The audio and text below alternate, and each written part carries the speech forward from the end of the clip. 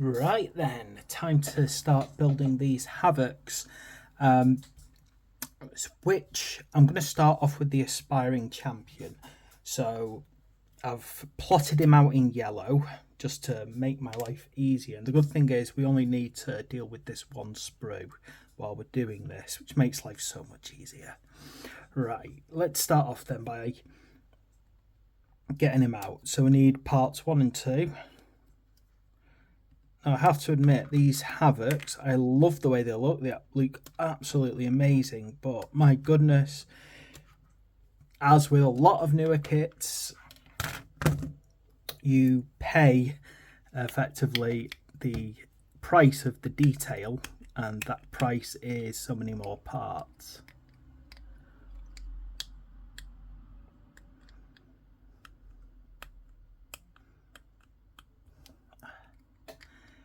I've got to try and... Oh, it's with my scraper today. Like it doesn't want to scrape.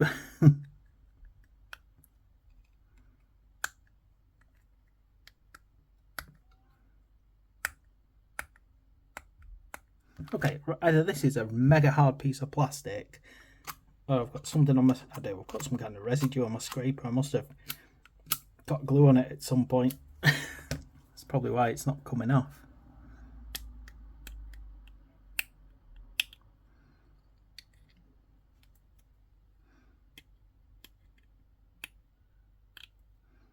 Right.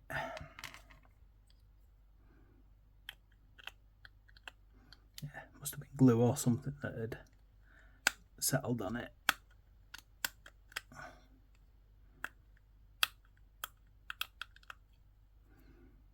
Right, just making sure we haven't got a mold line anywhere or anything like that, and then we can get those two bits glued together.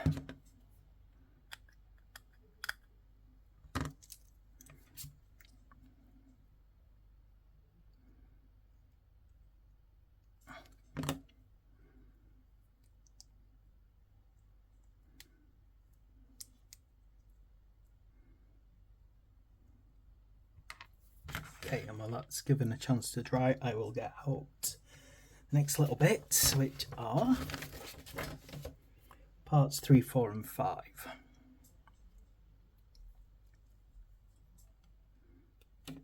So I have been doing a bit of research into why so many modern Games Workshop kits have so many little pieces on them. And pieces where you almost believe that there's no advantage to having them separate, and I've basically worked out that the advantage is a better quality miniature from a moulding perspective, though I still suspect that part of it is to make it harder to create cheap copies, well, copies in general, by recasting. I still believe that that's part of it.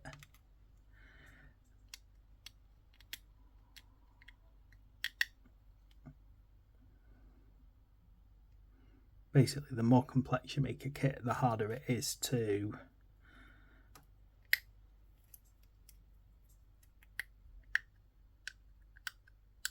make an easy copy of it. Although, you know, with the way that 3D modelling works now, in all honesty, you don't really do an exact copy, you make your own version of it.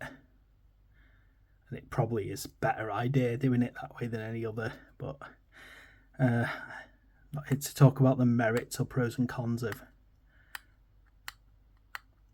third-party sculpts. Aside from anything else, people get very riled about it from both camps, the pros and the cons. Right, let's have a look here. Yeah, so that part did simple.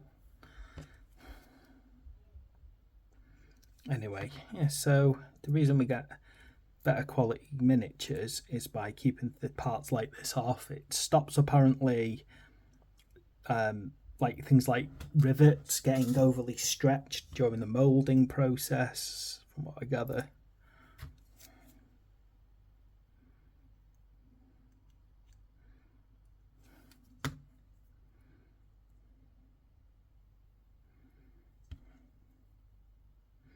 Now this part, let's make sure I'm getting it on right. Oh no, but actually I don't need that part yet, do I? Sorry, let me make sure I'm getting this right. Yeah, no, I'm sure it is. I'm sure this part goes over here, you see. Trying to make sure I'm getting it on the right way around.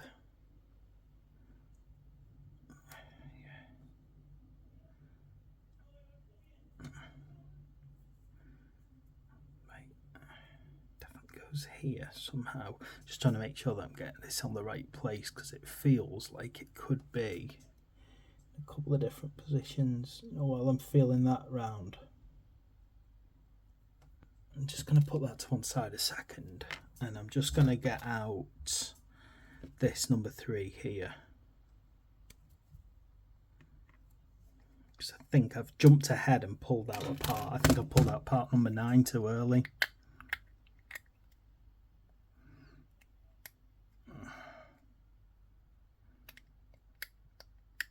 Problem doing videos, yeah, don't concentrate for just a second, you pop the wrong part out.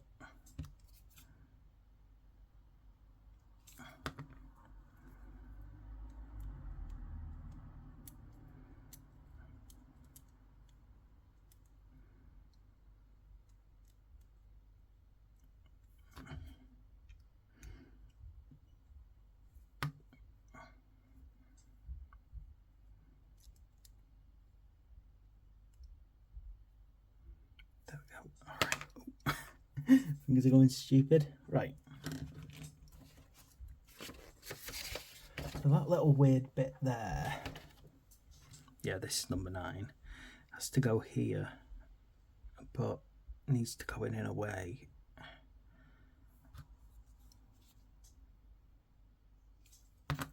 just the right way. So it's kind of like this. So I'm just trying to get the positioning right, otherwise it's going to look odd.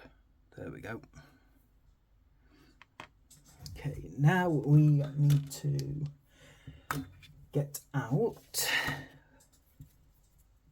number 13, which is this arm, and then really you've got a choice between the melter, the plasma, or the flamer, which is on a different sprue.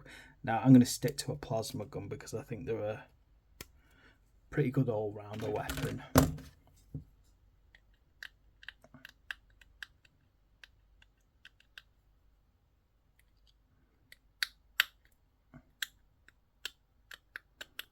And don't get me wrong, if you know you're facing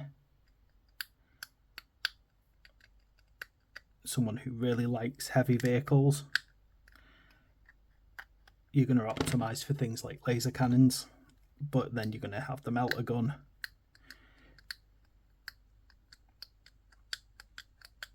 See, it's always that debate, isn't it, about do you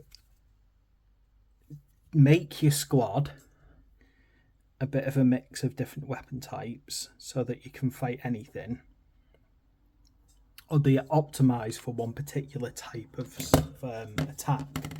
All right, let's get 12 out, and I'm not going to go for the chain sword number 20. I'm going to go for the maul number 18, just because I think it works nicely with my word bearer successors.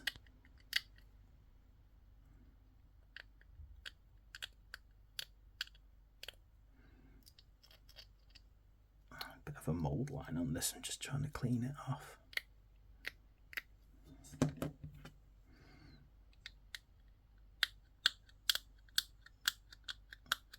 I think the mold's also good for Black Legion, because then that sits with the fact that the Sons of Horus, obviously Horus was frequently pictured holding a maul as his weapon, one of his weapons. Okay, while they're drying, I'm going to get out 6 and 21, which is the toe cap and the tactical rock.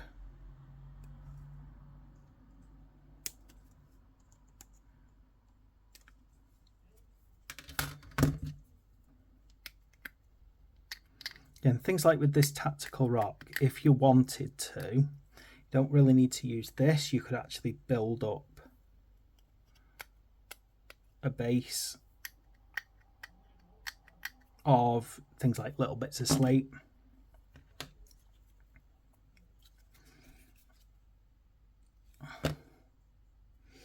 Now let's make sure I'm getting this foot in the right place. I think it's like that, but I'll find out very quickly when I try and put this on. Yeah, because what you need to do, you need to have a look at it, and obviously you can see that that's far too high. So it does feel far too high, so I've obviously put that on the wrong way. Right, let's try it the other way around. That's better. Yep. So forward like that.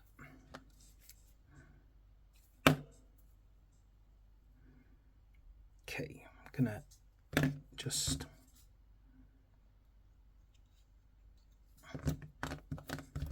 glue him to his base as well now.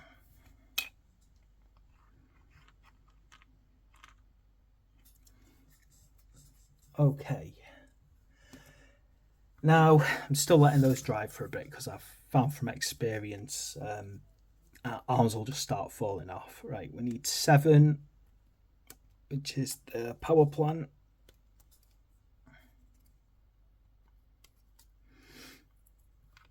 And then, ooh, where is it? It's a little number 8 here.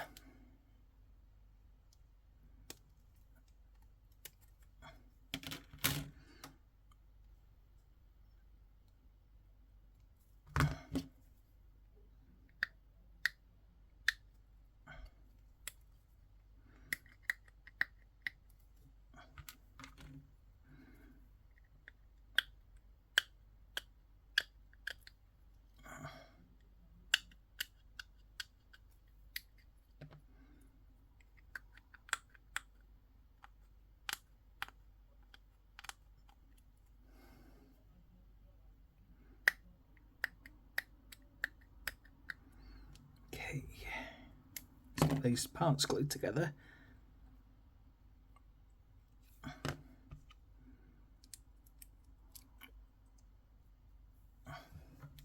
Again, just give that an opportunity to dry. I'm going for head number 14.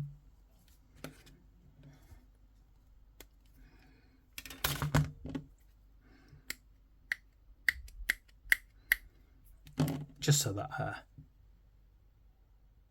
can save myself a bit of hassle when it comes to painting. Although, to be honest, this helmet is actually quite complex. It seems to me to have, what's it called now? I'm trying to describe them right. There we go. See, the backpack needs to go in and slide into there. You've got to get the head on to match the backpack. What are they called now?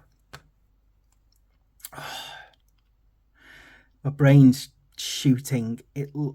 What's it called? World Eaters have them. The butcher's nails. So basically, those things that are going into the head there, they really do look like the butcher's nails, which are a vile little concoction that basically heightens the aggression of the person wearing them.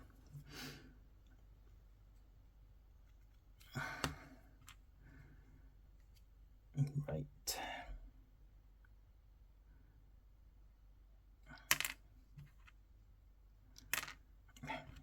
Come on.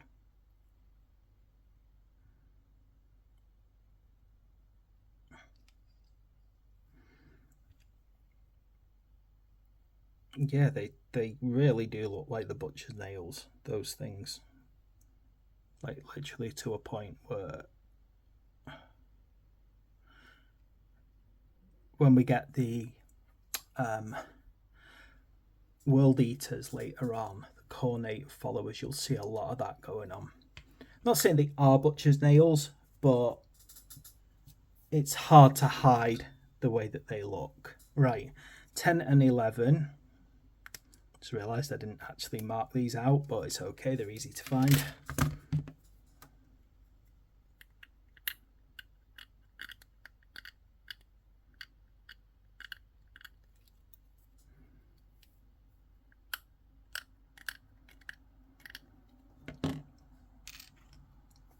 Yeah. Let's have a look at it. Let's get this on.